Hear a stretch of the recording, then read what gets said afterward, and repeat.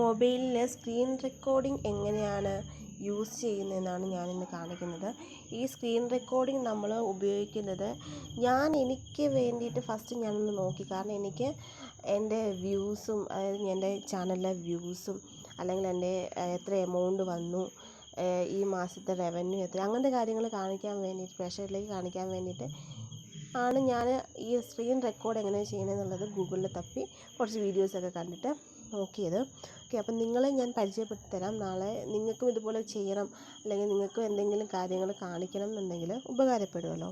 അപ്പം എൻ്റെ ഫോണിൻ്റെ ഫ്രണ്ടിൽ, നമ്മൾ എല്ലാവരും ഫോണിൻ്റെ ഫ്രണ്ടിൽ കുറേ ഓപ്ഷൻസ് ഉണ്ടാവുമല്ലോ.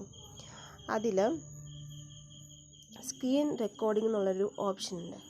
ഈ ഓപ്ഷൻ നമ്മൾ ക്ലിക്ക് ചെയ്യണം. ഓക്കെ, ക്ലിക്ക് ചെയ്തതിന് ശേഷം ഇങ്ങനെ ഒരു വിൻഡോ വരും. ഈ വിൻഡോയിൽ പിടിച്ചിട്ട് പ്രസ് ചെയ്ത് കഴിഞ്ഞാൽ ഓണാവും, റെക്കോർഡിംഗ് വീഡിയോ ഓണാവും. അപ്പം ഞാനിത് അങ്ങോട്ടും ഇങ്ങോട്ടും ഒക്കെ മാറ്റി സ്ക്രീൻ ഫുള്ളായിട്ട് ഇതിൽ കാണാൻ പറ്റും. ഞാൻ മൂവ് ചെയ്യുന്നതൊക്കെ നമുക്ക് ഇതിൽ കാണാൻ പറ്റും. ഞാൻ ഇൻസ്റ്റ ഓപ്പണാക്കി ഇത് കാണാൻ സാധിച്ചു.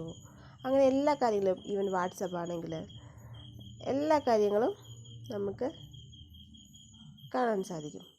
ഓക്കെ, അപ്പം ഞാൻ എൻ്റെ യൂട്യൂബ് കാണണ്ട, റവന്യൂ ഒന്നും ആയിട്ടില്ല. ഓൾറെഡി ഞാൻ സ്റ്റാർട്ട് ചെയ്തിട്ടൊരു 1 വീക്ക് പോലും ആയിട്ടില്ല. അപ്പം ഇപ്പോൾ ഉള്ളത് ഇത്രയും കാര്യങ്ങളൊക്കെയാണ്.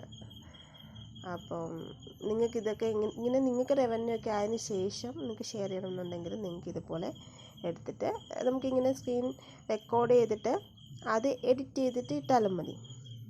മനസ്സിലായോ? അപ്പം ഇങ്ങനെയാണ് നമ്മുടെ ഫോണിൻ്റെ സ്ക്രീൻ റെക്കോർഡ് ചെയ്യുന്നത്. Okay, thank you.